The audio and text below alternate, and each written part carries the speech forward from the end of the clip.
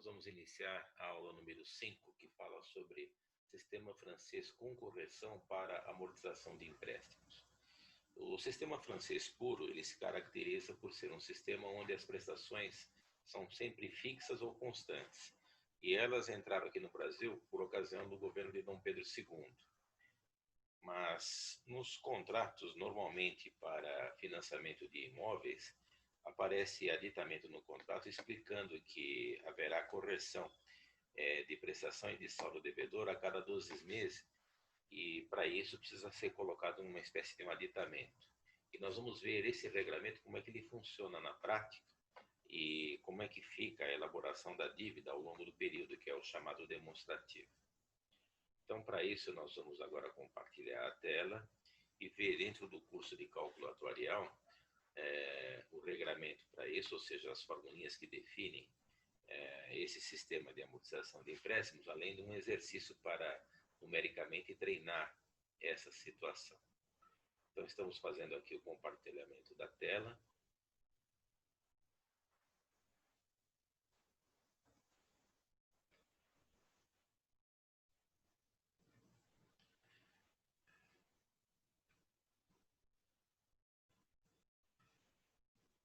Então, entrou aqui a tela, e nessa tela aqui nós temos ainda o mesmo exercício 1 da lista de teoria e exercícios, o último item que nós vamos ver hoje, que é o sistema francês com correção, e todos os demais a gente o fez também com uma base de enunciado semelhante a esse que aparece. Ou seja, continua sendo um terreno avaliado em R$75 mil, saldado com a mesma entrada de 20% desse valor, e o saldo para ser feito em 5 pagamentos mensais, a uma taxa de 1,18%. Aqui a gente pede para fazer o preenchimento do demonstrativo através do sistema francês com correção, e o índice que vai ser utilizado aqui está estabelecido no enunciado do problema.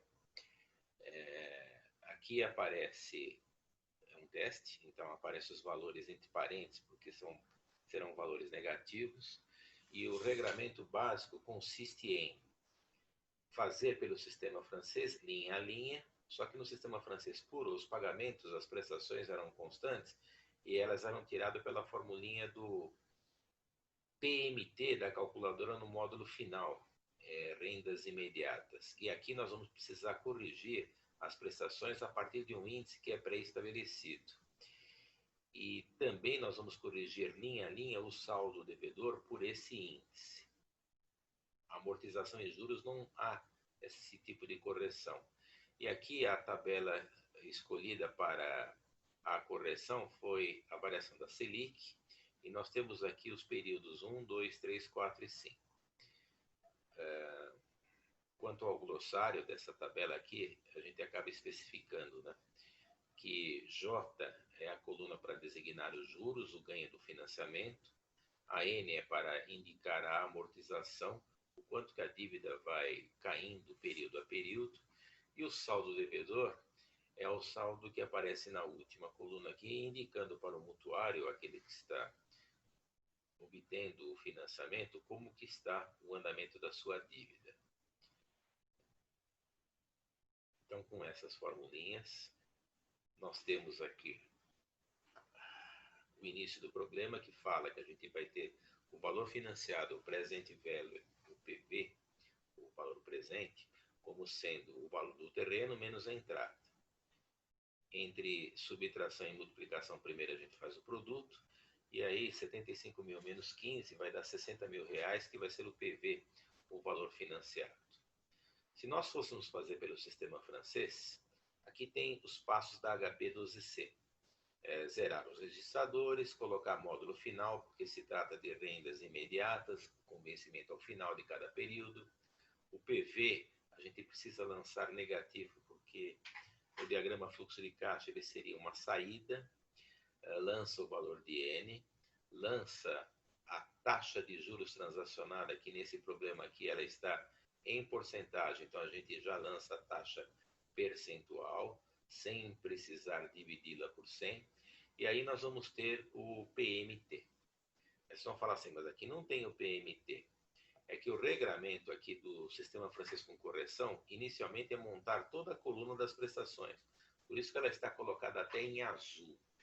Então, depois que a gente faz a correção de todas as prestações através desse indicativo aqui, ou dessa formulinha, é que a gente vai fazer o preenchimento linha a linha para se obter esses valores. Sempre fazendo a cada linha depois a correção também do saldo devedor pelo índice que foi acordado nesse problema, que é a variação da Selic.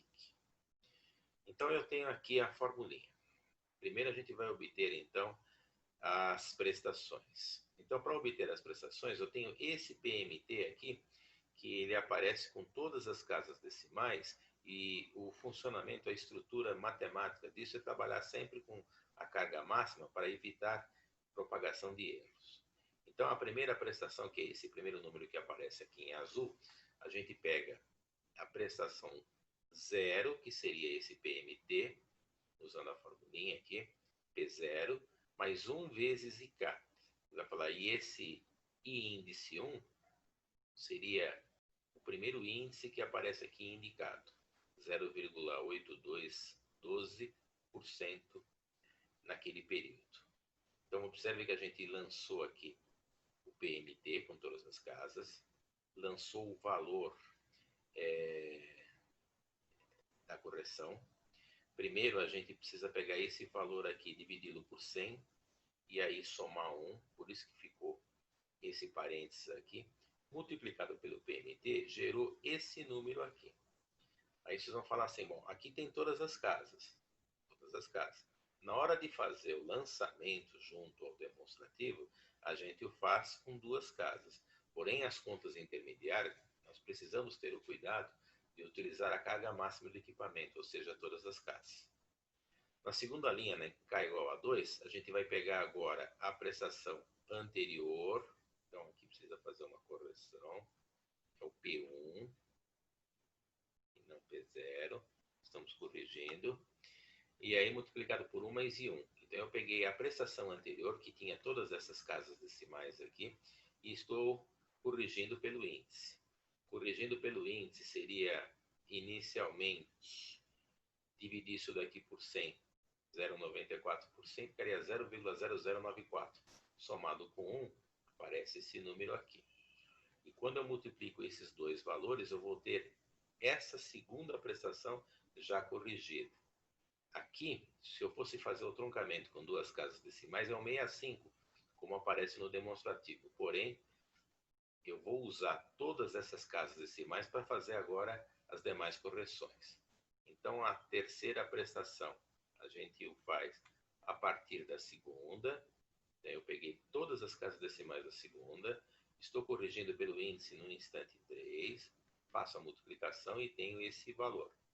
E assim a gente vai fazendo para os demais índices, ou seja, para o índice 4, o índice 5 e o índice 6. Aqui eu já estou fazendo esse ajuste quanto aos índices, que é sempre em cima do índice imediatamente anterior.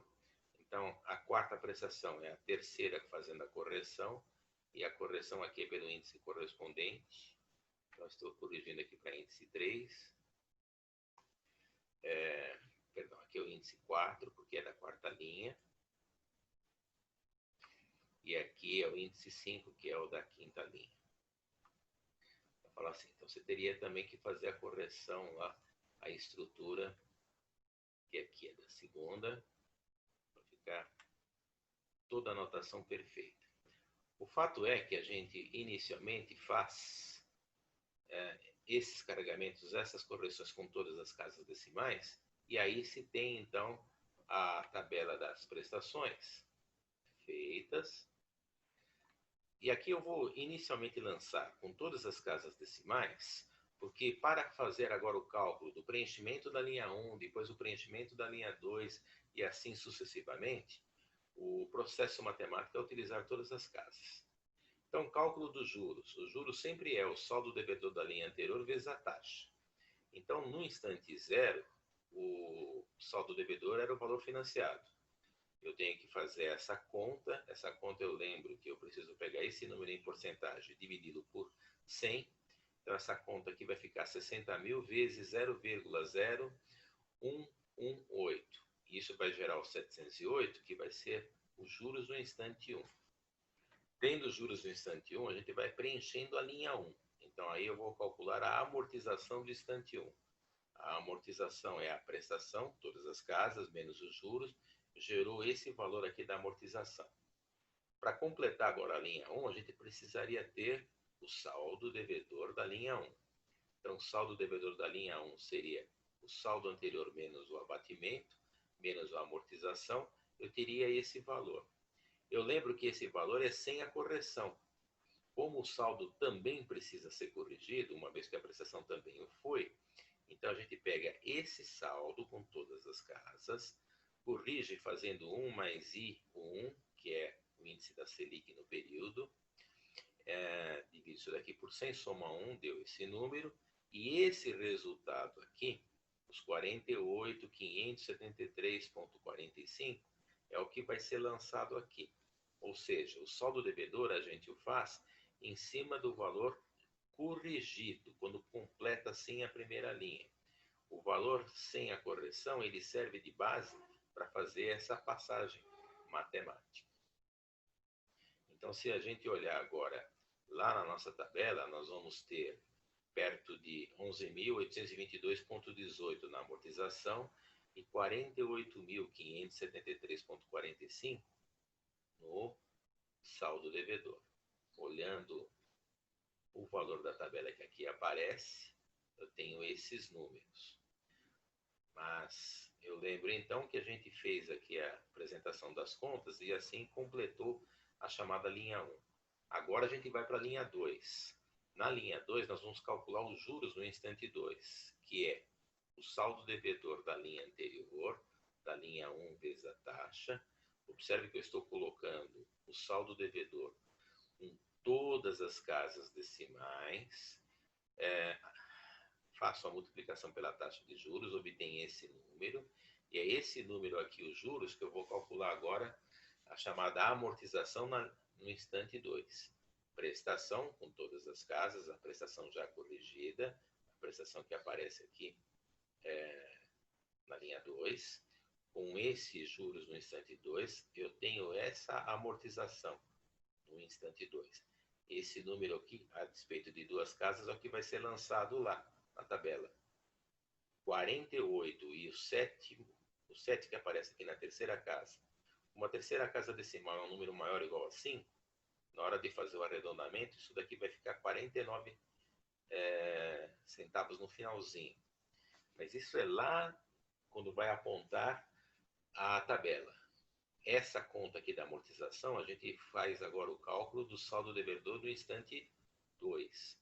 Então, o saldo devedor do instante 2 vai ser o saldo devedor do instante 1 menos a amortização, menos esse valor, todas as casas. E aí eu obtenho esse saldo devedor com todas as casas, lembrando que isso aqui ainda tem a correção. A correção é fazer a multiplicação por 1 mais o índice da Selic no instante 2. Divide isso por 100, soma 1. Então eu uso todas as casas. Quando eu faço essa multiplicação, aí esse número que aqui aparece, 36.843,05, esse ponto 05 que deve estar na tabela que está colocado ali. 36 com 05 no final. É o que está colocado aqui.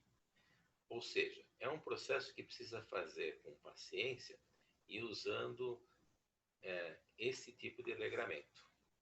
Para ir agora para a linha 3, eu faço o cálculo dos juros no instante 3, todas as casas, calculo a amortização do instante 3, fazendo a prestação corrigida menos os juros, obtenho esse valor aqui, e esse valor vai servir de base para a gente fazer o cálculo do saldo devedor da linha 3, que é o saldo devedor da linha anterior, menos esse abatimento, essa amortização, gerando esse número que ainda não tem a correção, e aí eu corrijo pelo índice lá estabelecido, I3.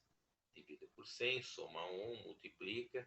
Então, esse número aqui é que vai aparecer na tabela quando for completada a linha 3. Completou a linha 3, aí é que vai para a linha 4. Na linha 4 nós vamos ter agora os juros no instante 4, que seria os juros calculado pela linha, o saldo da linha anterior, vezes a taxa de juros, gerou esse número. Com isso eu calculo agora a amortização. A amortização, então, eu vou ter a prestação da linha 4, todas as casas, menos os juros, todas as casas, eu vou ter esse abatimento. Esse abatimento que vai ser lançado lá na tabela. Com essa amortização, eu vou calcular agora o saldo devedor da linha 4, que vai ser o saldo anterior menos a amortização. E esse número, ele não está ainda corrigido. A gente o faz pela tabela lá indicada na posição 4, divide por 100, soma 1. E aí nós vamos completar a chamada linha 4. É esse número aqui, 12.259,14, que vai aparecer no finalzinho da linha 4 por ocasião do saldo devedor. Vamos, antes de ir para a linha 5, perceber que é esse número mesmo que está lá. Então, na linha 4, aparece esse número aqui, ponto 14. E na linha 5, quando a gente vai fazer o cálculo, a gente vai calcular os juros no instante 5, que fica dependendo, então, do saldo devedor da linha 4, vezes a taxa. A gente faz a conta, obtém esse número. Agora vamos obter a amortização da linha 5, ficando a prestação da linha 5 menos os juros. Temos aqui esse número. Já fiz a correção aqui do índice. E agora calculando o saldo devedor da última linha. Saldo da linha anterior menos a amortização, novamente em todas as casas. Aqui a gente obteve, então, um número negativo. E esse número negativo, ele vai entrar, obviamente, na tabela. Como ele não está ainda corrigido, a gente o faz pelo índice estabelecido na posição 5. Novamente, divide isso daqui por 100, soma com 1, gerou esse número. E assim, com esses valores aqui, nós temos a linha 5 completada. Com isso, se eu fosse fazer o lançamento dos números com todas as casas decimais, eu teria essa tabela. Os resultados finais, eu lembro que a gente faz o regramento com 2 casas decimais, e é comum em lançamentos contábeis, quando aparecer um número negativo, ou colocar entre parênteses. Por isso que lá nas alternativas, quando aparecia as alternativas para a gente achar qual era o último saldo devedor, todos os números estavam em parênteses porque eles eram negativos. Então, na obtenção desse teste, quando a gente olha para a tabela que correspondia às alternativas, todos apareciam na forma de parênteses. E aí a alternativa correta seria o C de casa. Esse regramento ele precisa ser feito assim, linha a linha, depois que as prestações são corrigidas, utilizar todas as casas decimais e na hora de fazer a apresentação final da tabela, usar esses regramentos com 2 casas depois da vírgula. A calculadora faz isso, apertando a tecla F2. E se a gente vai fazer esse tipo de cálculo na mão, a gente lembra que, por exemplo, essa situação aqui dos juros na linha 5. Quando o terceiro dígito é maior ou igual a 5, ele soma 1 no anterior, por isso que aqui vai ficar 0,66. E quando a gente tem uma situação, exemplificando como aqui na prestação 3, depois da vírgula tem 46,4, o terceiro dígito é menor ou igual a 4, ele mantém o anterior. Então, mantido o anterior, por isso que nessa posição, na prestação, na linha 3, continua sendo 46. Aqui não ficou somando 1 no anterior. Toda aula termina com um exercício extra. E a ideia do exercício extra é para vocês checarem as competências e as habilidades estudadas hoje no dia, fazendo um problema similar com o mesmo grau de dificuldade. Então foi colocado aqui também para vocês montarem uma tabela com até 5 linhas. Aqui eu coloquei o valor do imóvel com outros números, modifiquei a entrada, o saldo continua sendo feito em 5 parcelas mensais. Como é um sistema francês com correção, elas não vão ser fixas as prestações, elas serão corrigidas. E aqui tem o destaque. A gente vai usar como indicador da correção a variação da Selic, que são outros números agora. Então eu tenho o I1, o I2, todos esses valores aqui percentuais. E eu peço para fazer então o preenchimento dessa tabela e a entrega dessa atividade vai estar marcada ou vai ser falada na aula, porque existe prazo determinado para fazer essa atividade. Espero assim que esse exercício com esses ajustes feitos tenham servido para vocês poderem tirar algumas conclusões sobre os regramentos apresentados.